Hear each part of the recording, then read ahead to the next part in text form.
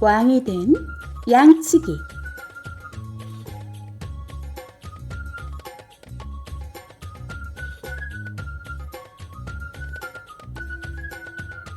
옛날 어느 지주의 집에 양치기 소년이 살고 있었어요. 지주는 땅을 갖고 있는 사람이에요. 소년은 비가 오나 눈이 오나 매일같이 양들을 초원으로 몰고 나가 풀을 뜯겼죠. 소년이 매일 아침 지주로부터 받는 것은 작은 가죽 가방에 든 짬바뿐이었어요. 짬바는 보리가루로 만드는 티베트 음식이에요. 초원에서 지내는 하루는 길었고 먹을 것이라고는 짬바밖에 없었기에 양치기 소년은 늘 배가 고팠어요. 어느 날 소년이 짬바를 먹으려고 가방을 열었어요. 고개를 들어보니 눈앞에 토끼 한 마리가 있었어요. 토끼는 제자리를 계속 맴돌면서 떠날 생각을 하지 않았어요. 소년은 이상한 생각이 들었죠. 짬바가 먹고 싶은 거야? 그럼 이리 와. 어차피 나는 배부르게 먹어본 적이 없으니까 너랑 나눠 먹어도 마찬가지야.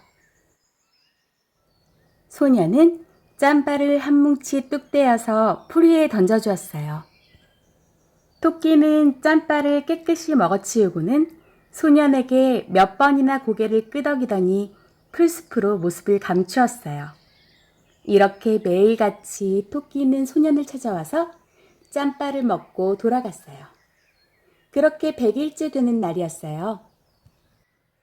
짬바를 다 먹은 순간 토끼가 사라지더니 흰 머리와 흰 수염에 흰 옷을 입은 할아버지가 나타났어요. 놀라서 눈이 휘둥그레진 소년을 보고 할아버지는 말했어요. 무서워할 것 없다. 나는 하늘의 신이다. 악마랑 싸워서 지는 바람에 토끼로 변해버렸는데 100일 동안 누군가에게 짬바를 얻어먹어야 원래 모습으로 돌아오게 되어 있었단다. 그런데 초원에는 풀만 무성할 뿐 짬바가 있을 리가 없었지. 꼬박 3년을 토끼로 살아갈 수밖에 없었는데 너는 참말로 마음씨 착한 아이구나.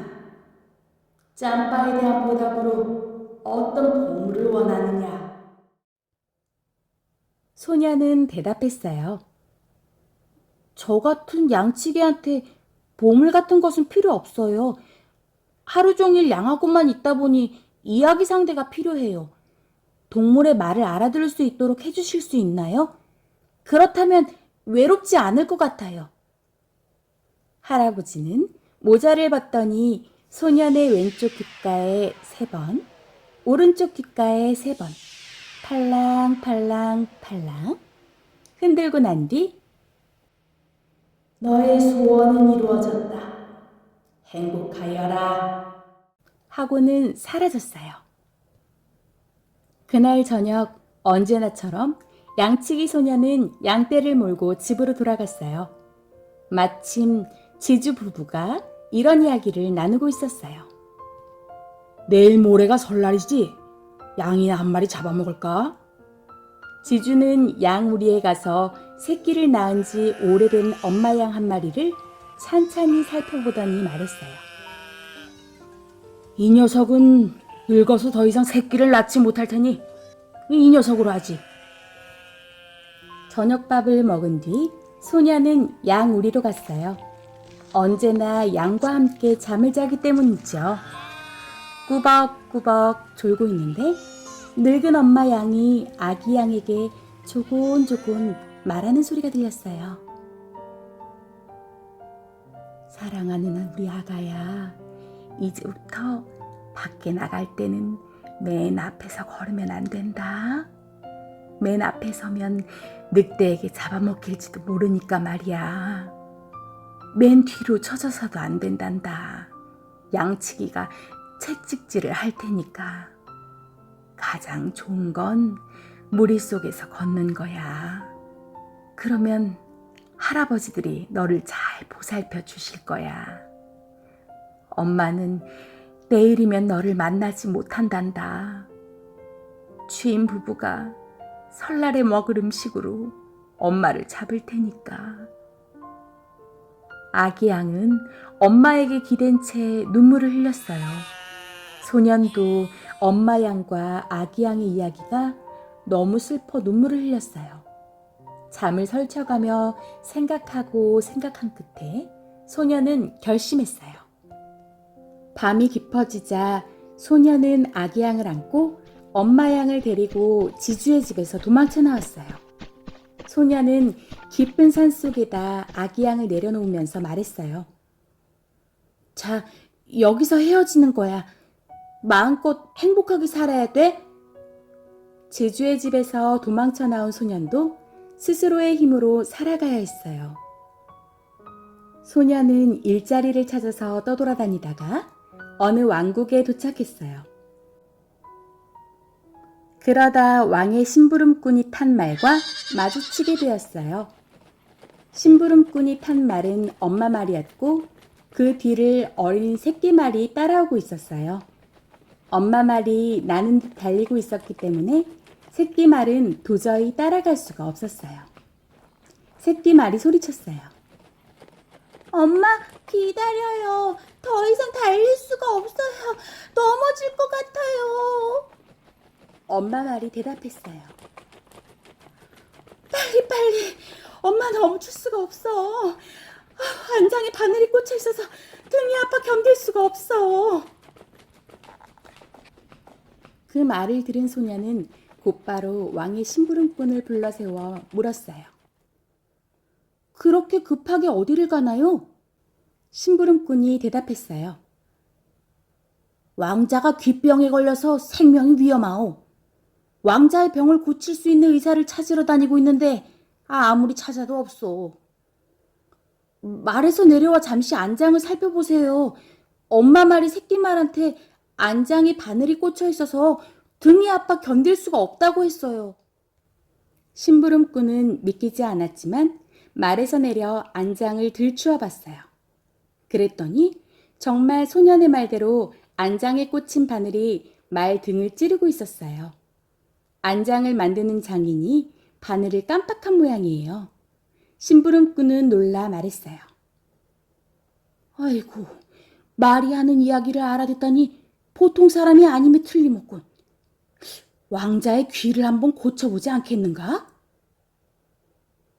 소년이 아무리 거절해도 심부름꾼은 들은 채도 하지 않고 소년을 왕이 있는 곳으로 끌고 갔어요. 왕이 물었어요. 이 아이가 의사라고?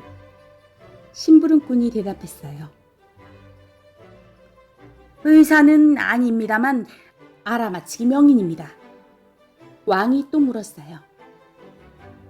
어떤 것을 알아맞힐 줄 아느냐? 신하는 길에 서 있었던 이야기를 했어요. 그랬더니 왕이 이렇게 말했어요. 만약 왕자의 귀를 낫게 한다면 이 나라의 절반을 소년에게 주겠노라. 소년은 궁전에 남았어요. 왕이 계속 다그쳤지만 의사도 아닌 소년이 병을 고칠 방법을 알 리 없었죠. 소년은 앉지도 눕지도 못하고 음식을 먹을 수도 없었어요. 어느 날 소년이 짬바를 반죽하고 있을 때 심부름꾼이 다가와서는 언제부터 치료를 시작할지 물었어요. 소년은 답답해진 마음에 짬바 덩어리를 지붕 위로 던졌어요. 마침 그때 지붕 위에 있던 까마귀 2마리가 앞다퉈 짬바를 쪼아먹기 시작했어요. 까마귀 1마리가 다른 1마리에게 물었어요. 양치기 소녀는 왜 자기의 짬바를 던져버린 걸까? 그게 말이야, 왕자의 귀 때문이라지. 심부름꾼이 명의를 찾아내지 못하자 억지로 양치기 소년을 끌고 온 거야. 뭐 양치기 소년 입장에서 보면 황당하고 방법은 없고 목구멍으로 밥도 삼킬 수 없는 형편인 모양이야. 까마귀가 다시 물었어요. 대체 왕자는 어떤 병에 걸린 거야? 거미가 왕자의 귀 속에 들어가 집을 지었대. 고칠 방법은 있는 거야? 있지. 거미는 여름이면 밖에서 지내지만 지금은 봄이니까 밖으로 나올 생각을 하지 않는 거야. 만약 왕자의 귀에다 대고 북을 두들기면서 물을 조금씩 뿌리면 아기 거미가 엄마, 천둥이 치고 비가 내려요. 여름이 왔으니 밖으로 나가요. 라고 말할 테지. 그러면 엄마 거미가 먼저 밖으로 나와 볼 테고 그때 엄마 거미를 잡아다가 간단한 줄로 묶어 귀 옆에다 늘어뜨리는 거야. 그럼 아기 거미도 속아 밖으로 나올걸? 그렇게 되면 왕자의 귀가 깨끗이 나을 거야. 짬바를 다 먹은 2마리의 까마귀는 날아가 버렸어요. 까마귀의 이야기를 자세히 들은 소녀는 바로 왕자의 방으로 가서 까마귀가 말한 대로 왕자의 귀에 대고 북을 두들기고 물을 조금씩 뿌렸어요. 아기 거미가 말했어요. 천둥이다. 비가 오네. 여름이다. 엄마 여름이었어요. 아기 거미의 말을 들은 엄마 거미가 말했어요. 너희는 조용히 하고 있어. 정말로 여름이 왔는지 엄마가 살펴보고 올 테니까. 엄마 거미가 귀 밖으로 머리를 내밀자마자 소녀는 엄마 거미를 잡아다가 실로 묶어 왕자의 귀 옆에 매달았어요. 그것을 본 아기 거미가 말했어요. 자 나가자. 정말로 여름이었나 봐. 저것 봐. 엄마가 거미줄을 치고 있잖아. 소녀는 밖으로 나온 아기 거미들을 몽땅 잡았어요. 왕자의 귀는 날이 갈수록 좋아져서 5째 날에는 완전히 나았어요. 왕은 매우 기뻐하며 약속한 대로 나라의 반을 소년에게 나누어 주었어요. 이렇게 양치기 소년은 왕으로부터 받은 나라의 왕이 되었어요. 그리고 백성들과 동물들과 함께 행복하게 잘 살았답니다.